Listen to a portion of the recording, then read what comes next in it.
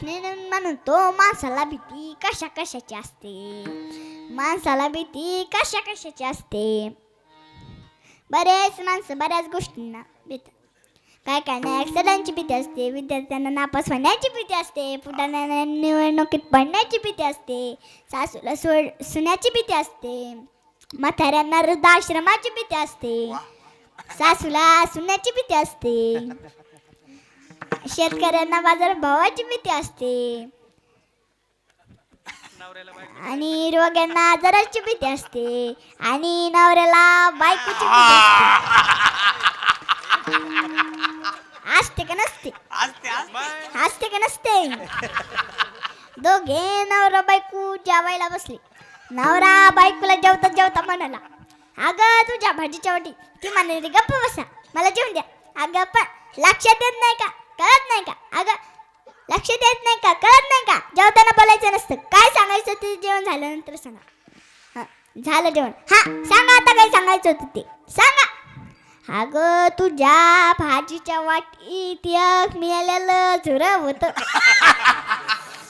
आणि ते तू कढीपत्ता म्हणून खाल्लं. मी झुरं खाल्लं. मग तेव्हाच सांगायला काय झालं होतं, तेव्हाच करायला सांगितलं. मग लागली उलट्या करायला.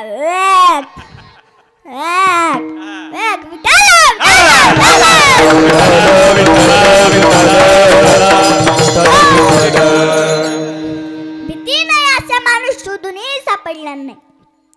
अर्जुनाला सुद्धा भीती होते. तुम्ही म्हणाल अर्जुनाला भीती होते.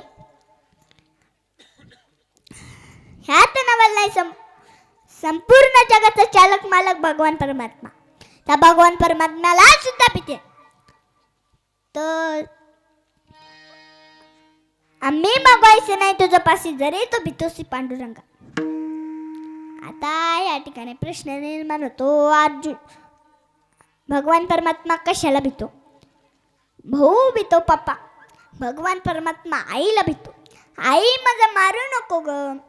भगवान परमात्मा पतिव्रतीच्या ताकदीला भीतो. तुम्ही म्हणाल भगवान परमात्मा पतिव्रतीच्या ताकदीला भीतो, असं एकांत उदाहरण आहे का? तर हो सांगते. पहिलं भजन करा.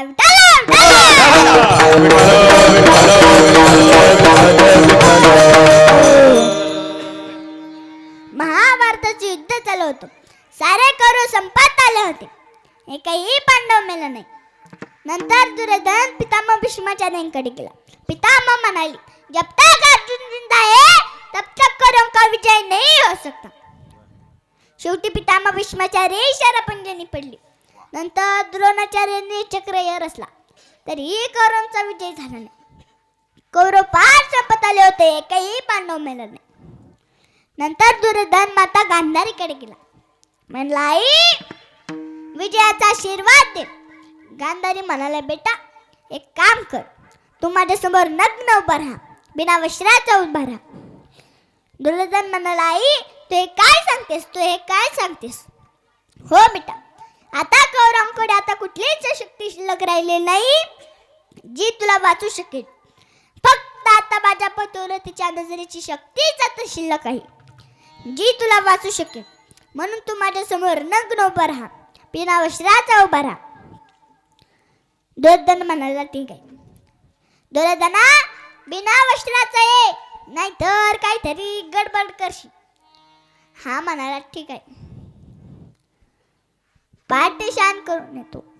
दुर्योधन स्नान करायला गेला. देवाला कळाले. देव आता थरथर कापू लागला. आता काय करू, आता काय करू? आपला विषय चालू होता. देवाला सुद्धा भीती वाटते, देवाला सुद्धा भय आहे. तुम्ही म्हणाल महाराज देवाला भय आहे हे आम्हाला कळालं, पण नंतर दुर्योधनाचं काय झालं ते सांगा ना. नंतर दुर्योधनाचं काय झालं ते सांगा.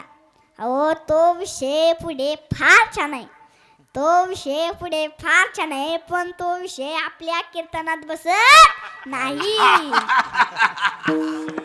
पण विषय फार छान आहे. सांगू सांगू बरं सांगते. पहिलं भजन करा.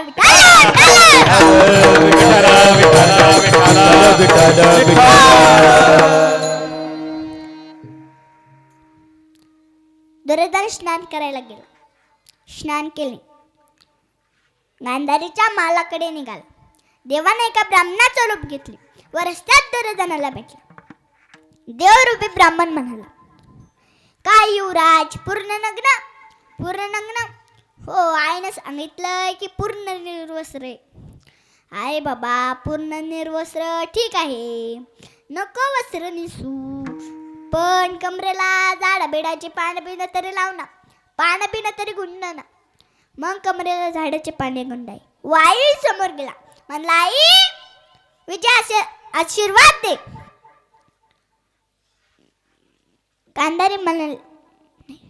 मग गांधारीने आपल्या डोळ्यावरची पट्टी काढली व डोक्यापासून कमरेपर्यंत न्यायला सुरुवात केली. गांधारी म्हणाले, अरे तू हे काय केले? कमरेला झाडाची पाने तू का लावलीस? दुर्योधना, जेवढ्या भागावर तू पाने बांधली तो भाग आता कच्चा राहिलेला आहे. आणि गदा युद्धामध्ये भीमाने तिथंच गदा मारली, म्हणजे मांडीवर गदा मारली आणि दुर्योधन मेला.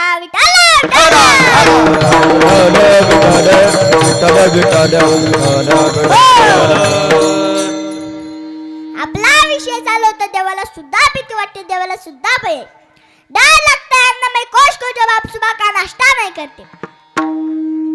डर लगता है आपके, बांधून घ्या आधी, बांधून घ्या, बांधा बांधा.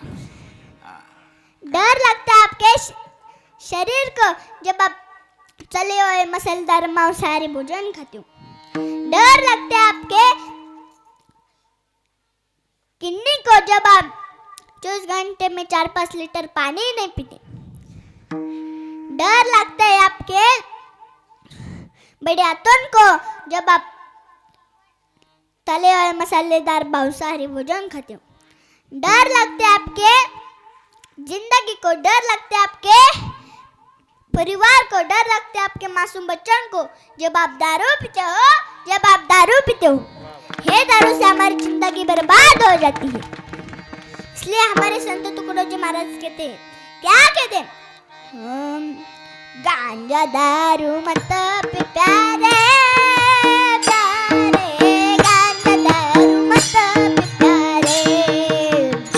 गांजा मत प्यारे, प्यारे दारू गांजा मत प्यारे.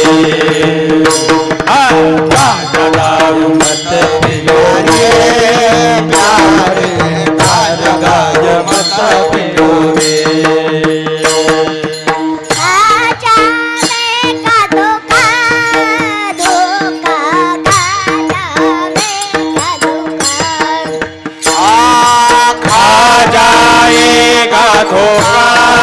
धोखा खा जाएगा धोखा.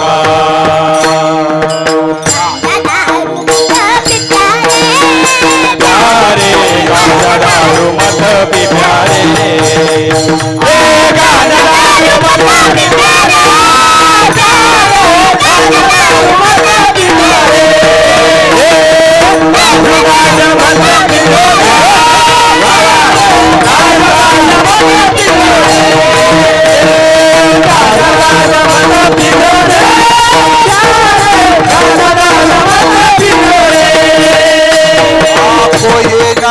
पूछेगा फिर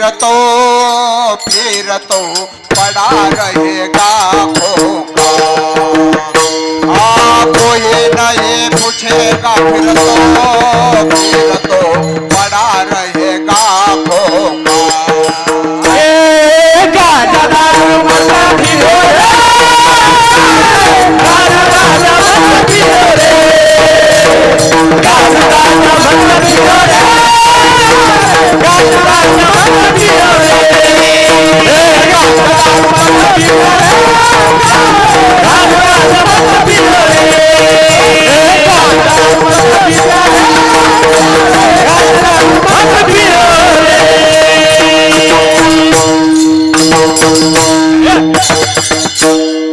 वा वा वा वा, मृदंगाचार्यासाठी एकदा जोरदार वा वा वा, टाळी वाजवा, टाळी वाजवा.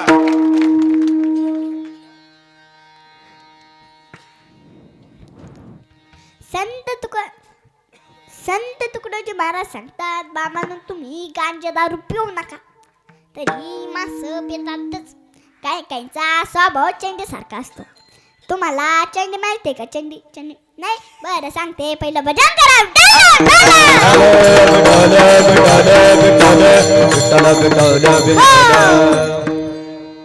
एक साधू आपल्या आश्रमात बांध घासत होता.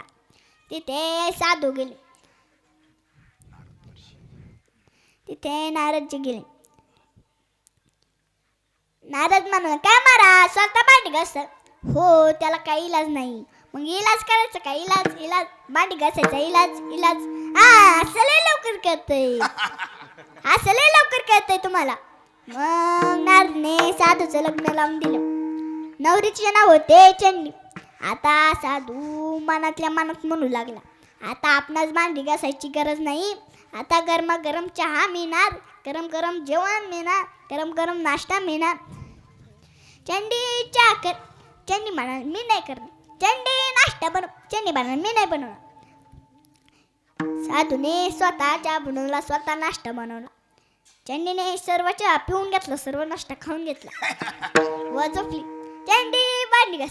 चंडी म्हणाल, मी नाही घासणार. काही काम सांगा, मी नाही करणार. काही काम सांगा, मी नाही करणार. मग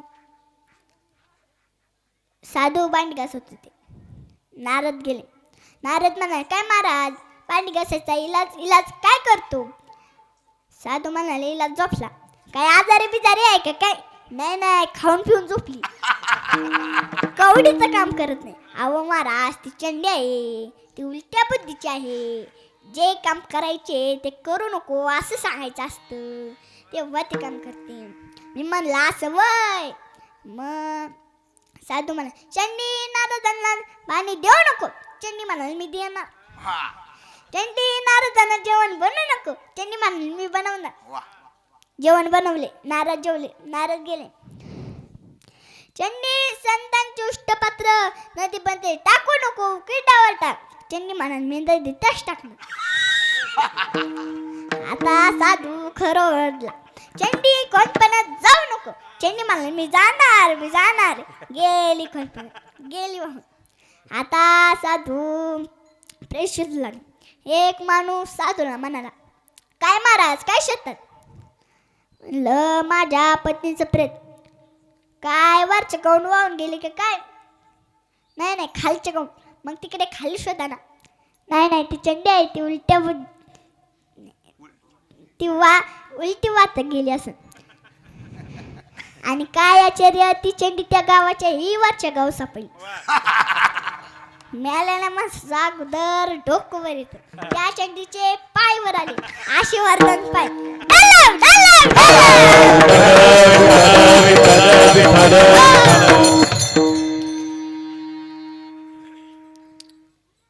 आपणास हात जोडून विनंती आहे, कोणीच चंडी होऊ नका. वाहून जावं लागेल.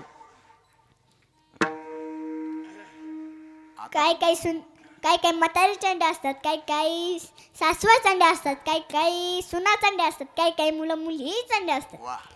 आपणास हात जोडून विनंती आहे, कोणीच चंडी होऊ नका. वाहून जागावं लागेल. चंडी व्यक्तीच्या संपूर्ण कुटुंबाला भीती वाटते. आणि असे चंडी मासे भावाच्या पुरामध्ये वाहवसी भावाच्या पुरात वाहत जातात. विठ्ठल